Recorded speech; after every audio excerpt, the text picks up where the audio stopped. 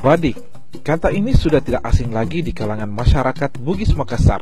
Badik bukan hanya sekedar senjata tradisional semata, namun badik merupakan identitas warisan kultural masyarakat Bugis Makassar.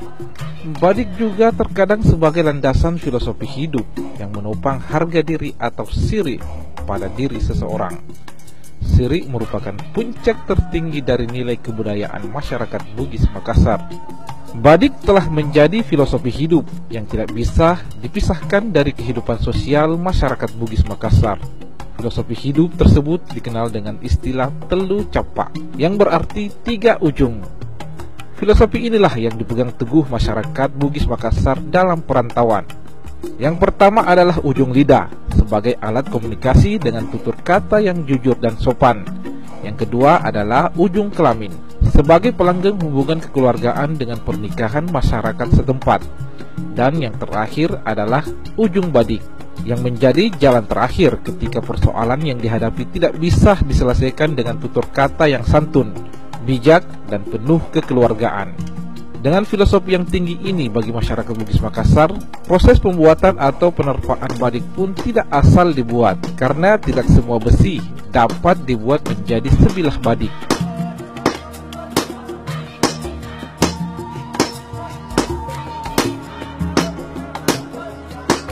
Kalau untuk masuk ke dalam ranah seperti ini ya itu harus rela berkorban. Kalau mau jadi budayawan ya tidak bisa mengharapkan yang namanya kaya, harus miskin. Kalau mau jadi orang kaya jadi pengusaha. Kalau yang begini tidak. Dahulu kala sistem pemesanan badik itu seperti ini. Seorang pemesan badik datang kepada Pandre menitipkan harapan-harapan. Kemudian Pandre itu menerima harapan yang kemudian disampaikan kepada Dewa Tersebut, kepada Allah. Allah memberikan kita ilham, bukan wahyu. Karena kita manusia biasa. Ilham atau jawaban dari harapan itu yang kemudian kita tuangkan ke dalam sebuah bilah besi. Itulah Apakya, itulah Lan Royale, itulah karakter kita, itulah harapan si pemesan, itulah jawaban dari harapan si pemesan melalui karomah Allah. Begitu sistem tata cara dahulu kala. Sekarang perbedaannya terkadang ada Pandre yang menempa hari ini untuk makan besok. Jadi biar tidak ada yang memesan bisa menempa juga, padahal tidak boleh seperti itu. Tapi kalau untuk konsep pelestarian, ya sah-sah saja. Tapi kalau konsep untuk Apakya, tempahan khusus itu tidak bisa. Dan Pandre sebelum menempah itu harus bersih dari dalam segala hal. Tidak boleh bersentuhan dengan istri, tidak boleh melihat hal-hal yang bisa mengundang seks. Kita harus bersih betul-betul, wudu apa segala macam itu harus, tidak bisa tidak. Jelasnya otomatis yang dipilih itu adalah bahan-bahan seperti ini, sinangke, bahan-bahan yang mengandung jenis material nikel terbaik. Jadi puasa dulu, baru memikirkan harapannya, setelah itu baru mengambil bahan yang terbaik, mengambil pedangnya, kemudian mengambil jenis biji besinya, kemudian kita buat yang seperti ini. Ini namanya bala-bala. Jadi ini namanya bala-bala, jenis besi. Anggaplah besi-besi yang seperti ini kita repro. Dahulu kala itu dari batu yang kita olah, tapi sekarang karena macam begini besi rusak, kita reproduksi, kemudian disatukan menjadi pamor seperti ini, bala-bala pamor. Ini bala-bala besi disatukan menjadi bala-bala pamor, kemudian di situ baru ditempah, dibuat. Kalau misalkan mau dibuat seperti pamor kurisi itu diputar. Jadi dia diputar seperti tadi, dia berbentuk bintang, baru disatukan dengan bajaknya, dia berbentuk sebuah bilah badik. Itu konsep sederhananya sebenarnya. Pada dasarnya badik itu sesuatu yang sangat rumit. Jadi kenapa dia bisa memiliki energi, karena badik ini dia perumpamannya seperti resistor. Jadi resistor itu ada warna merah, kuning emas, warna hijau. Setiap warna itu memiliki gelombang elektromagnetik yang berbeda-beda. Ketika dirangkai dalam sebuah rancangan elektronik seperti handphone, maka dia bisa membentuk semacam hamparan.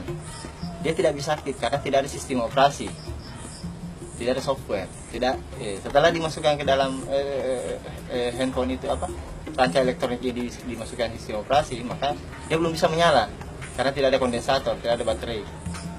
Begitu pula dengan besi itu ada nikelnya, ada laterinya, ada bajanya, ada berbagai macam jenis logam yang kemudian dibalut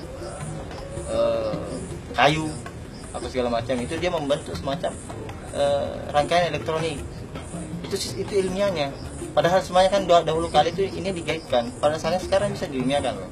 Jadi apa softwarenya, apa sistem operasinya di dalam harapan si pemesan.